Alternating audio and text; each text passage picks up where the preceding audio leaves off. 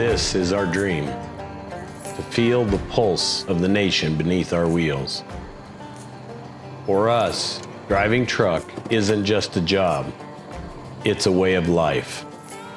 Trucking is vital to the American economy. Everything you see, from the homes we live in to the roads we travel on, was at one point on a truck. We are grateful to haul vital elements to the American way of life. From crude oil that fuels our nation's transportation to asphalt that builds roads and infrastructure, we haul building materials that construct our towns across the country, to propane which heats those businesses and homes, and livestock that sustains our way of life. These are the threads that weave together the fabric of the American lifestyle.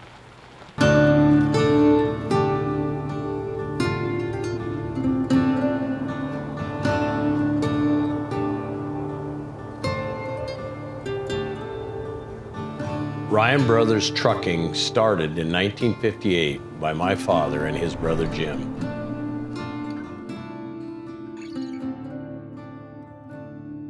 My father looked to Ryan Brothers as a living thing. He felt like if you worked for Ryan Brothers or did business with us, you were part of the family.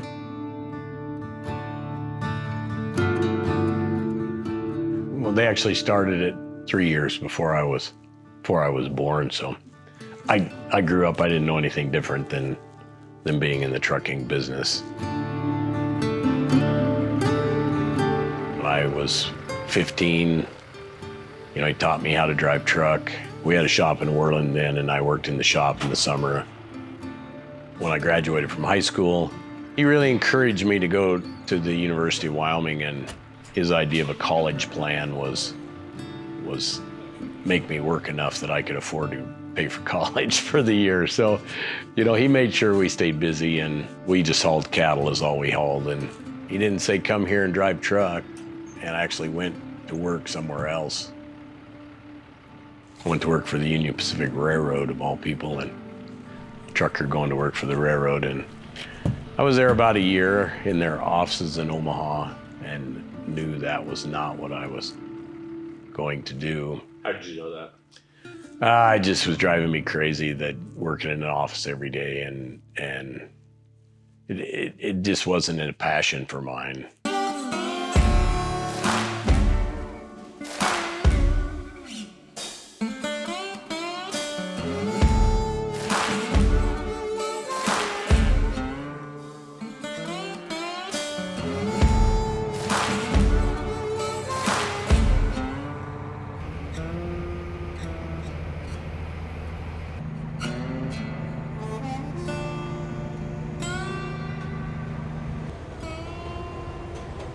We're going out to like a little ghost town they call Jibo. It's probably 10 miles out of town or less. They winter them out there because the snow ain't as bad. And we're gonna take them down by Shoshone, and as they get them branded up, they load them on trucks and haul them to their summer range. That's why we're going a little later in the day instead of first thing in the morning, because they had to gather and brand this morning probably.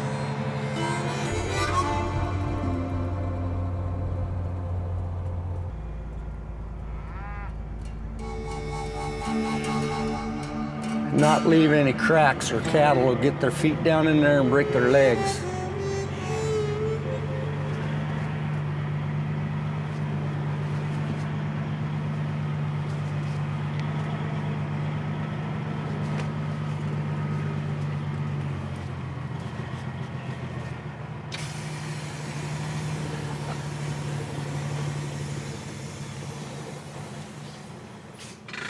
We must have hit it. They give me the thumbs up. So now we'll load them. See what they got.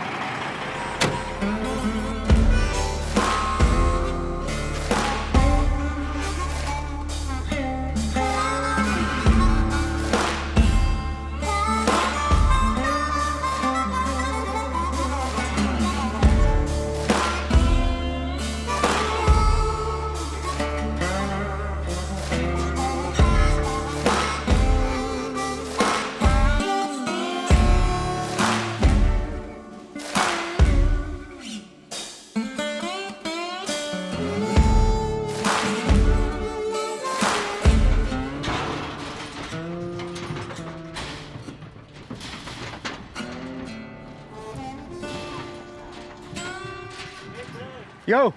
The road's pretty good over there. It might be soft in a couple spots, but I was there yesterday, so.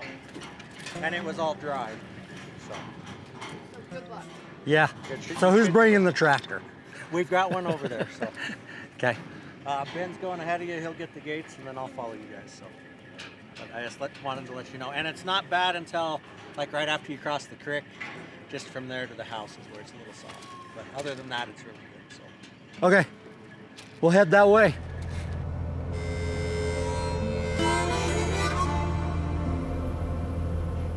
Sorry about you, Ryan. You got it on back there? Say again. Looking for the Ryan trucks. Yeah, you got one here. All right, I'm going to slow her down to Papa so you guys can get on into the canyon, put a little boogie in it. I'm going to be going slow through there. Okay, we'll do. We'll get around you. Thanks. What was he telling you? He's going to be a little slow going through the canyon, so we're going to go around him in town. He's probably a seasoned trucker. Got to be careful going through town with these corners too. It ain't quite so bad yet, but when the tourists get here, they get right on the side of you.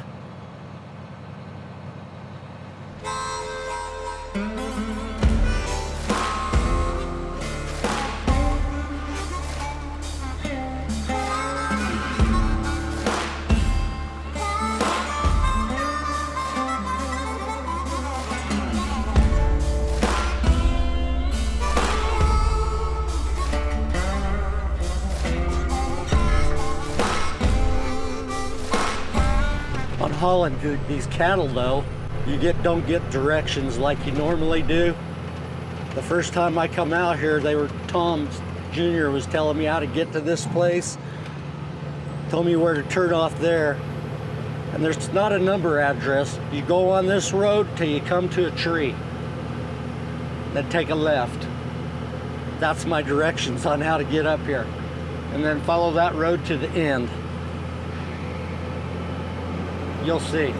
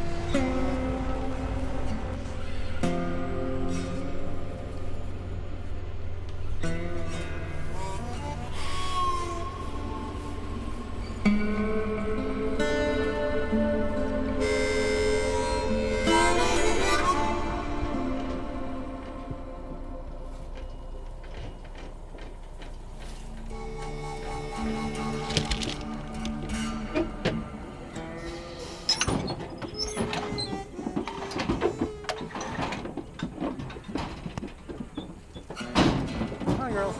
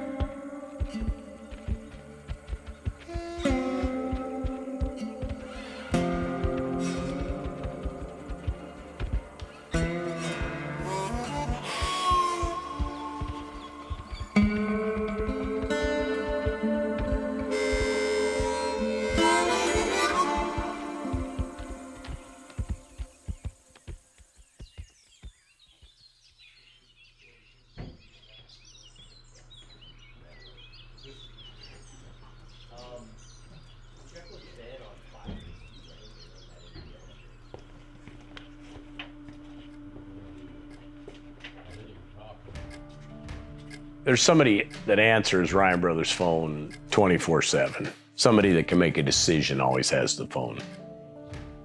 My father always lived that way. You know, he had 3 or 4 phones in his house. And back then, Ryan Brothers, the line rang at both the shop and at his house. When he would go home at night, I would stay at the office until he got home, and then he'd call me and say, I'm up here. And that was pre-cell phone. When he remodeled the bathroom downstairs, he put a phone line in there. It was a 2-line orange telephone. It was hung on the wall. Like if I'm sitting here in this chair, it hung right next to the stool in the bathroom. So if he was sitting on the can in the bathroom, he could answer the phone because he answered the phone everywhere. I mean, it was one next to his bed, and phone never rang that he didn't pick it up, even if it was in the middle of the night. It's kind of funny, you know, that, I don't know, something from my childhood that I always remember. You know, not many people had phone in their bathroom, but, you know, you didn't have an option of call forwarding or any of that. So, you know, he spent a lot of time sitting on his patio in the evenings, and, you know, he was the guy that answered the phone. Yeah, it was always, you know, that we just really took a lot of pride in that, you know, you could get a hold of somebody here at Ryan Brothers, and we still do take a lot of pride in that, so. It's just nice to know that you have a voice, you know, that you can call the dispatch and they'll answer the phone and give you the direction, or, you know, say, well, I don't know if it's all gonna fit. I mean, they can help you make those decisions that we don't require our drivers to make those decisions. Just like if you have some mechanical problem, we don't expect you to find somebody to fix your truck. We take care of those kinds of things. We don't make you go buy a tire. We figure out how to get that done for you. You know, we have a lot of different opportunities with what we do. So I think that, you know, there's guys that we certainly, you know, especially guys that have been here for a long time. You know, we really try to tailor the job to what works for their schedule and what works for their lifestyle.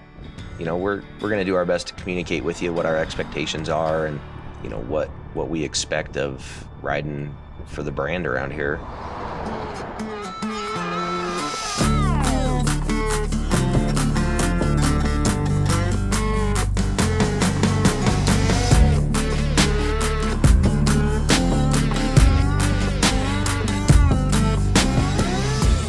My father, Tom, taught me at an early age that a driver is only as good as the truck he drives. Having a clean truck was and still is a powerful part of who we are.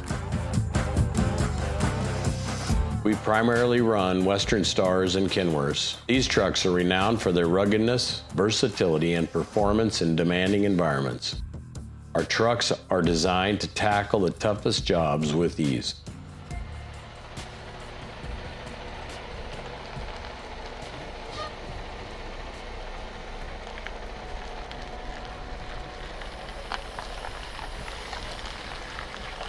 It's kind of like a pride aspect of you run in, hey, you know, I have the cleanest truck, or I have the best looking truck and trailer combo. If you got a nice rig, everybody sees those rigs rolling down the highway, they're like, ooh. And so that's kind of the deal that you get when you're driving here. I mean, you can't deny that their trucks are good looking trucks, and they buy brand new trucks every year. And I've been driving for Ryan Brothers not even 2 years yet, and I've got a brand new truck. For them to give you a brand new truck right out the gate, I mean, Ryan Brothers really cares about their people. That's just awesome.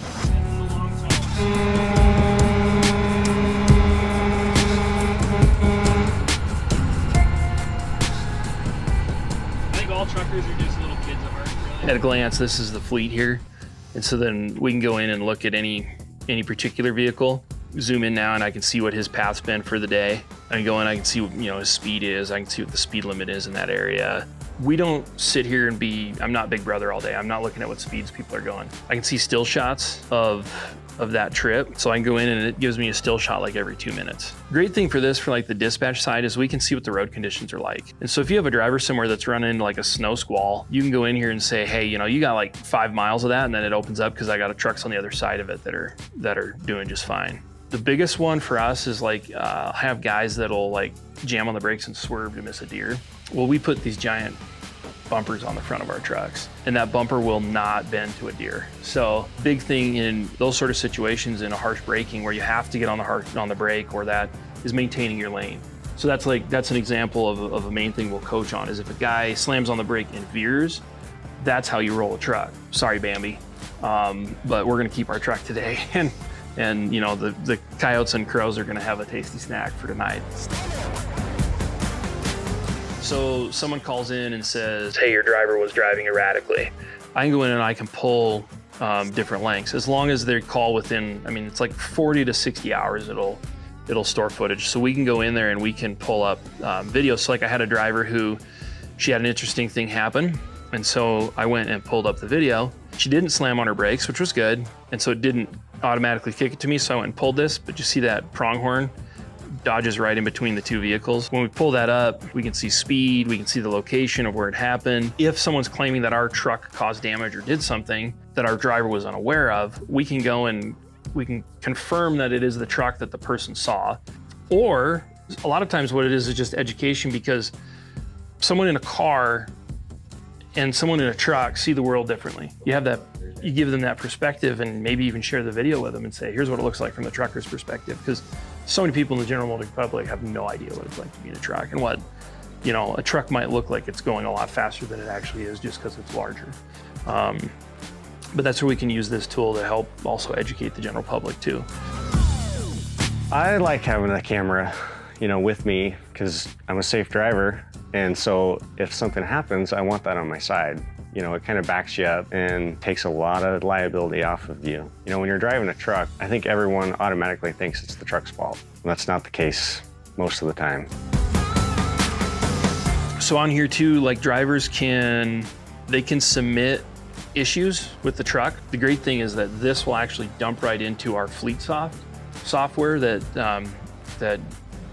Ben's department. And so it'll generate a work order immediately to them. So the drivers, now we've got seamless, we've got a seamless transition of that information from the driver to the shop.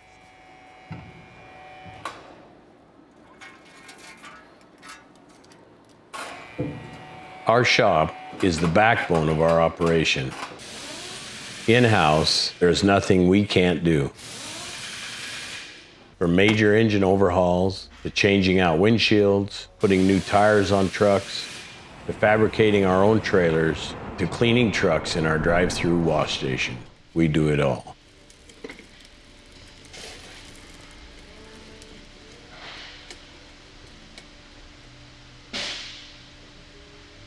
The reason we try to keep our trucks on the road as fast as possible is because not only is that driver, it's important for him to make money, it's important for Ryan Brothers to make money, and downtime doesn't make anybody money. It's just an expense.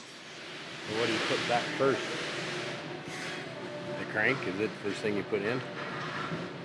Yeah, I want to put the engine back on the stand and then run the crank into the machine. They keep cutting in front of me. Sons of bitches. I need to buy another one.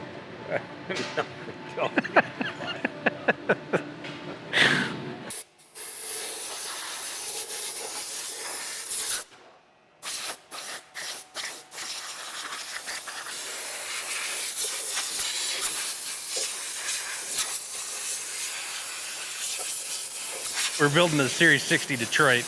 We use stock engine for when the next truck goes down. So we're just starting, obviously, at out of frame major. So just getting the water out of all the holes. I want to have all that coolant that dried out in it. Yeah.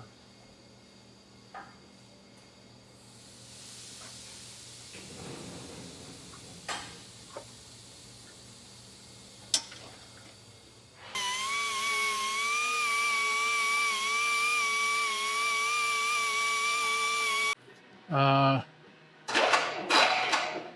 just need, see if I can pick it up. Nope, we need 3 people. Mike, and you guys are both younger than me, so I nominate not to be the lifter. I'll just try to lower it down to the ground yep, but I gotta have enough room to come with you, so let me make sure I'm going the right way. It's fun to work with young guys that are energetic and they kind of, you know, bring me to life too a little bit. Oddly enough, this is the first time I'm the oldest person in the shop. So everybody else is younger than me and I'm not even 40. So it's really fast dynamic. I mean, we knock repairs out like you wouldn't believe. It's fun. This is going in a truck that the engine seized up in. It was a turbo failure that it actually ran away. So the driver went running for the hills and it slowly died. So if you ever look up truck runaway, that's what happened. So luckily it didn't blow holes through the side of the block, but it did seize up. So this is the replacement engine.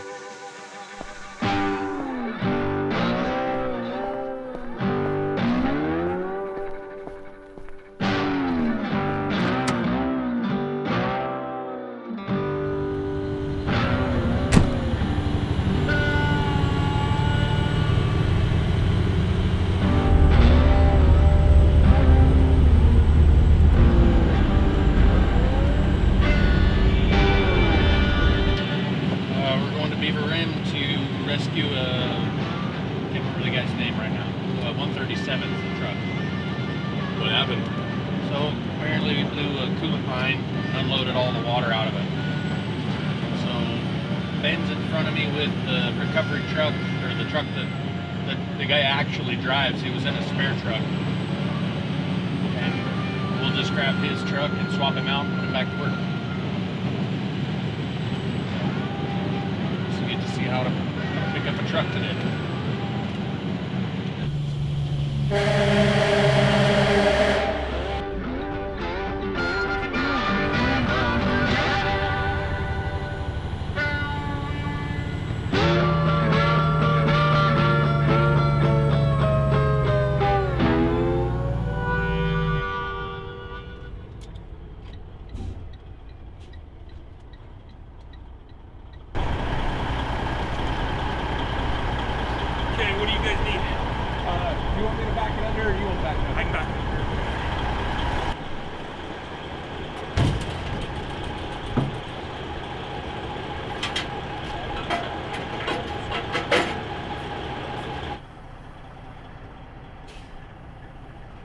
So we had a driver blow a radiator hose south of Thermopolis on what they call Beaver Rim.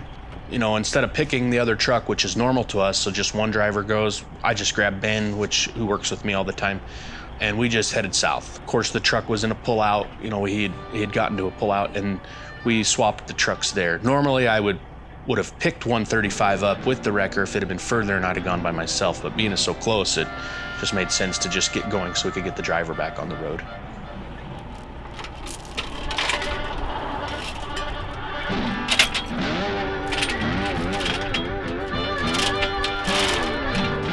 So obviously it was an hour and 30-minute drive, but for 2 hours we had him running down the highway again with a new truck.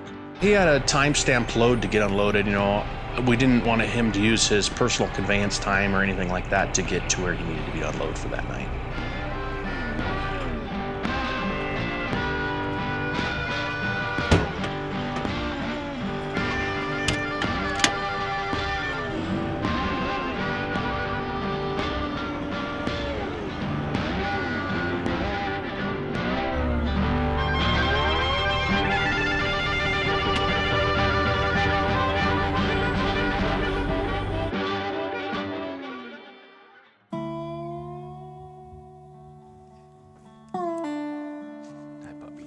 In 2005, I joined the Army National Guard for the state of Wyoming. He started off as a Black Hawk helicopter mechanic, which led to moving up to a crew chief position, which led to deployments to Afghanistan. After deployments, I moved up to a wheeled vehicle mechanic position up in the Bighorn Basin here. That brought me to Thermopolis, where I was the motor pool sergeant. So what that is you're in charge of the rolling stock for the unit. So that way you can provide briefs to your commander on what equipment he has and the status of which it's in. When I started driving for Ryan Brothers, it led to this opportunity of being fleet manager, which kind of went hand in hand with the motor sergeant and doing the same thing. And so I managed the wellness of the fleet. So I think that knowledge and skills that I picked up from the Guard doing that definitely fed into what I do today for Ryan Brothers. So those are DD16 oil filters. So now I have the invoice for those. I got to catalog those, and that's about it for the parts.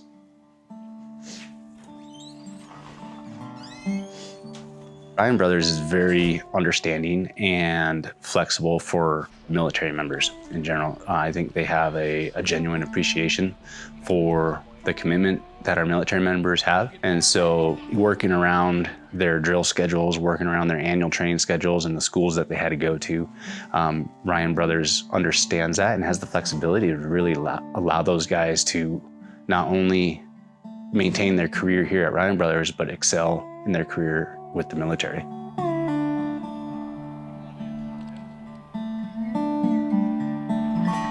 I ended up meeting Ryan Brothers about 30-ish years ago. I worked for a company called Beal.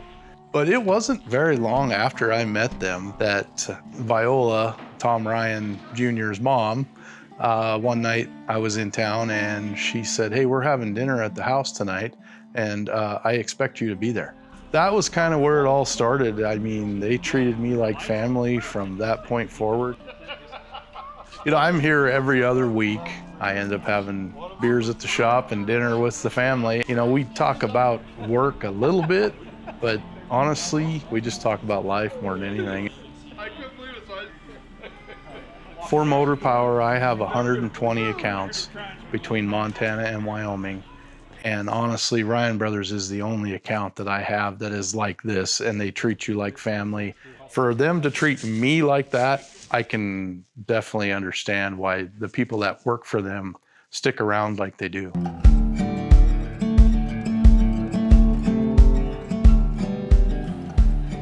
So the family reunion, this year was my first year going to it. It's quite something. The appreciation that the family, the Ryan family has for everybody, and the fact that, you know, once you become part of Ryan Brothers, you know, they see you as part of the family. It's unique that we do like an appreciation party that we call a family reunion. It just brings the Ryan Brothers workforce together, and it's open to the community as well.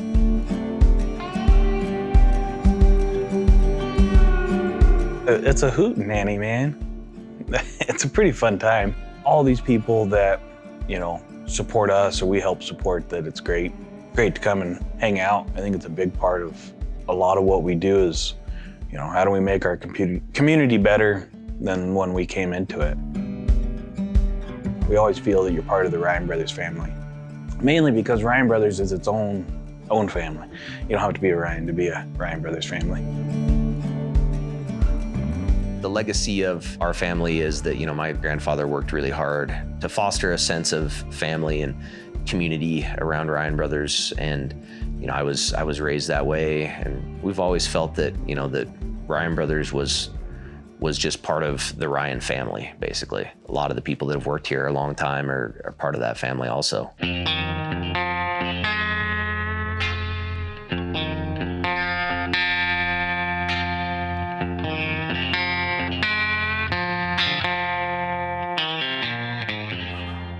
My grandpa, Dick Jones, started Dick Jones Trucking in 1935. And he did it in a small building with one truck, and he was doing hauls that no one had ever done before. And at that time, it was on dirt roads and in equipment that I can't imagine anybody driving today. I mean, he put everything he owned into buying that first truck. I mean, he was the one driving it. He wasn't hiring anybody.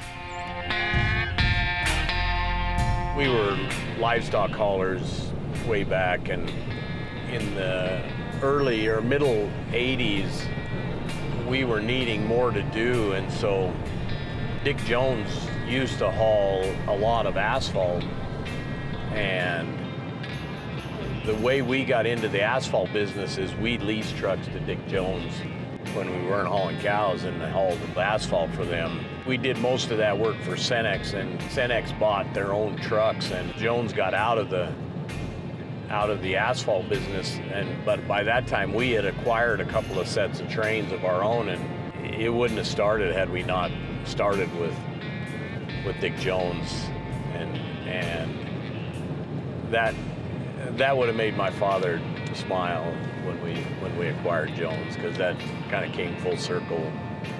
You know, how we started hauling asphalt was through him. So. Back in the winter before we purchased them, I was struggling to cover some work in the north out of Cody. And so I called Dick Jones to see if they'd help us. I talked to Leanne, and she said they would cover it for me. And so we just traded the work. That spring, Mitch called me and was just curious if we'd be interested in taking over for him, not just buying their equipment, but taking care of their employees and moving them into our family of trucking.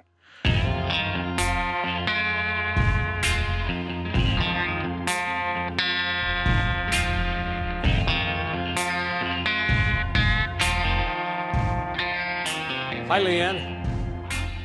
How are you? I was at a point in my life, as well as my brother, that we could see that our children weren't going to take over the business. And one of the things that we learned in college, usually third generation family is when the business dies. He and I are third generation, so we could see the writing on the wall that we didn't want it to die. We didn't have kids, though, that wanted to take it over. And it was the easiest decision Mitch and I ever made, was because it was a family business going to another family business. And the Jones family wasn't as big as the Ryan family in actual people, but you can look at the family as more than just the people who are related to you. We always believed that our employees were part of our family. So does Ryan Brothers. And I'm so proud of that they value the people as much or more than they do anything else.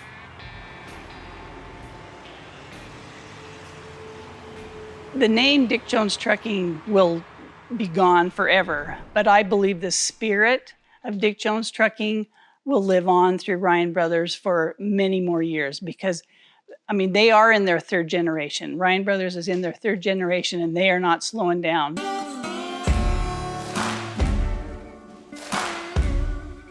At the end of the day, at Ryan Brothers Trucking, we're more than just a trucking company. We're a family. We have purpose, and we are bound by commitment to excellence. Because for us, driving truck isn't just a job. It's our way of life. It's in our blood. It's in our DNA.